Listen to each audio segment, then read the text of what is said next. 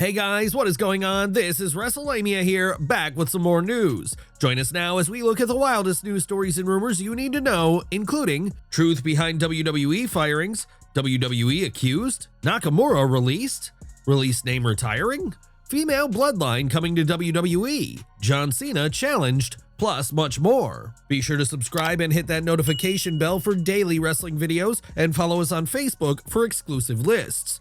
Now, let's hit the intro and get on to our first story.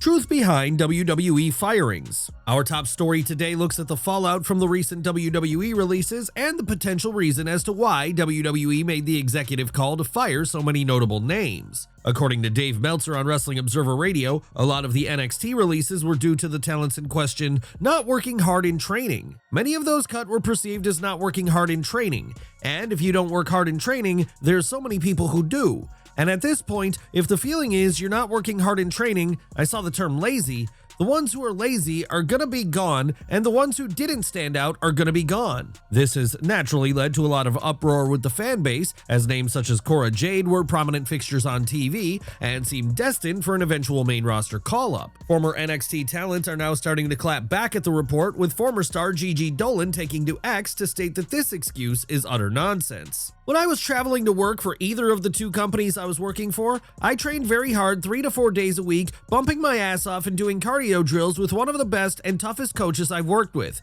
and worked out every single day, with live events every other weekend. So yeah, I don't want to hear this, LOL. The way my body feels says otherwise. Fans are speculating that this is just the default reason WWE have issued for the releases. Ultimately, if this excuse isn't the genuine reason, then it makes the majority of the releases even more puzzling. WWE accused. Things have gone from bad to worse for WWE, as yesterday former WWE star Cora Jade commented on the aforementioned report from Dave Meltzer. Jade would claim that she was body shamed by her bosses and co-workers during her time in WWE. This, plus I can't forget having to go to my own gym outside of work after strength and conditioning wasn't doing anything for me other than getting me body shamed by my bosses, co-workers, and fans. Crazy. These comments from Jade are already receiving notable attraction, and this is a truly terrible look for WWE. Allegations of body shaming women isn't the press WWE or TKO need right now, and it'll be interesting to see if any formal or official comments are released from the company that addresses the allegations. Shinsuke Nakamura released. This weekend, there was a report online stating that former WWE US champion Shinsuke Nakamura had been released from WWE. Whilst this report received substantial attention and a lot of TikTok content has been produced implying that the report is genuine, it's not the case, and Nakamura is still under contract with WWE. Whilst Nakamura is barely used on modern-day WWE programming, that doesn't mean he's been cut from his contract. Numerous wrestlers up and down the roster are rarely featured on TV, but that doesn't mean they've been outright fired. False reports of this kind can be extremely dangerous, and it's important to only get information relating to these types of topics from reputable sources that have a solid track record. SHOTZI shoots on WWE firing. With SHOTZI's WWE contract not being renewed, she is now free to take shots at the company, and she's already started with a direct shot at the WWE Speed concept. WWE would promote SHOTZI's match on the Speed show, which just so happens to be her final ever WWE matchup. SHOTZI would quote tweet the promotion and stated, "My last match. Can't wait to wrestle for a lot longer than 3 minutes." The post has over 2.5 million impressions, so her subtle dig at WWE definitely ruffled some feathers. In another tweet on X, which has since been deleted, SHOTZI would claim that she still has a good amount of time on her contract, but by July, she'll be able to take bookings. "Just to clarify, I still have a good amount of time on my contract, but come July, I will be full-time balls to the walls." WWE keeping SHOTZI under contract until the summer is kind of crazy, as this means that she'll be unable to take bookings until that date, and she'll basically be forced to sit at home doing nothing until the summer months. Released name retiring. Braun Strowman's WWE release came as a massive surprise. Strowman was featured regularly on WWE TV and was fantastic in his role. It's reported that Strowman's release was due to his salary being too high, which is ironically the same reason WWE gave for his release back in 2021. Nevertheless, the former Universal Champion has taken to X and implied that retirement is on the horizon. Strowman seems to be on vacation, and he shared a snapshot of his holiday with the caption, "I might just retire here." It's unclear if Strowman is being genuine with his comments. However, there have been no reports as of late when it comes to other companies such as AEW or TNA having any interest in him. Strowman has said some incredibly negative comments about AEW in the past, so there's unlikely to be a prominent interest there. In relation to TNA, it's possible they have interest, but TNA already has a stacked roster, and someone such as Strowman will seek a substantial price tag to join the promotion. Female Bloodline coming to WWE? Could WWE debut an all-female Bloodline? Well, the WWE Hall of Famer Rikishi believes so.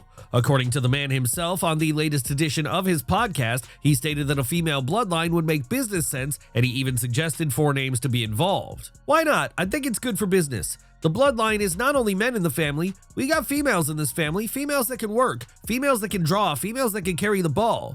Tamina can come in, play her part there. I feel it would be Ava, Nia Jax, Tamina, and Naomi. WWE have quietly rested the Bloodline storyline in recent months. Injuries, as well as other factors, have led to the stable disintegrating, and all that currently exists of the stable is Jacob Fatu and Solo Sikoa, and even they are on borrowed time as a collective unit. WWE star wants to be the next John Cena. The teases of Austin Theory turning babyface keep on coming, and during Grayson Waller's media tour of Australia, he made numerous shoot comments directed towards his supposed friend. One of Waller's comments stated that the problem with Theory is that he's focused on becoming the next John Cena.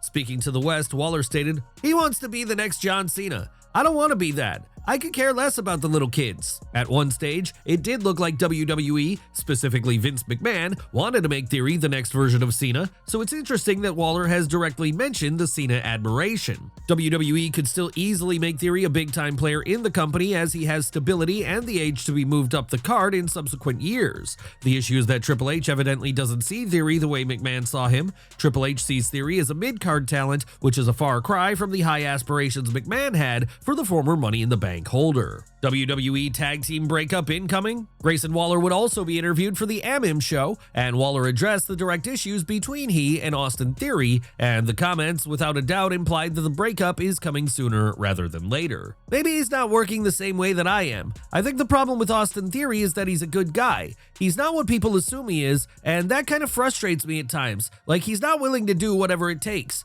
We were walking into the venue and he wants to stop and take photos with the kids and the fat blokes with the black shirts on. That's just not me. I'm there to work, I'm there for myself, and sometimes we don't see eye to eye, but the problem is we're both supremely talented, so as a tag team we work pretty well. WWE has an extremely limited window to pull off the breakup. They've teased the dissolvement of the team so many times that a lot of fans have stopped caring. It's important to act whilst there's still interest in the team's issues, or there will be no interest whatsoever when the inevitable breakup goes down. Is Alberto Del Rio returning to WWE? It was reported this morning that infamous pro wrestler Alberto Del Rio is now under WWE contract. This is of course linked to WWE acquiring AAA and Del Rio being a AAA contracted talent. In a further update from Lucha Blog, it is not the case that WWE gave Del Rio a new contract, it's simply the case of them taking over the established AAA deal that was already in place. To my knowledge, WWE didn't give Alberto a new contract. AAA signed Alberto to a contract when they decided to build the promotion around him for the last year, and WWE will assume that contract when they take over the company. I don't think decisions have been made past that. It's unclear if Del Rio will be returning to the main roster in any capacity, but it would be an extremely risky call for WWE to make. John Cena challenged. Our final story today looks at a potential match for the upcoming Crown Jewel Perth PLE. This weekend, WWE confirmed Crown Jewel Perth for October 11th, 2025, and we may know one of the matches planned for the show. Australia's own Grayson Waller was interviewed for Channel 10, and he directly called out John Cena for a match on the show. This is John Cena's last appearance in Australia, and that's a crazy thing. John Cena is obviously the GOAT, he's a legend of this industry, but he has to remember he's coming to Australia. This is my house, I run this place. If he wants to come here, he'll have to go through me. That retirement tour is supposed to finish in December. Maybe it finishes in October because if he comes anywhere near me in my country, I'm putting him out to pasture. Does this imply that Cena would be back to being a babyface by the time WWE reaches Australia? A Cena babyface turn does feel inevitable at this stage, and if Cena turns in time for this show, it would give Cena 2 to 3 months as a babyface before riding off into the sunset. With that being said, it's entirely possible that if WWE books this match between Cena and Waller, that Waller goes into the match as the babyface due to the show being in Australia. This would make for a fascinating dynamic and could add a unique element to Cena's retirement tour. There you have it, folks, the wildest news stories and rumors you need to know. Don't forget to leave your comments down below, and I'll see you next time, back for some more wrestling content.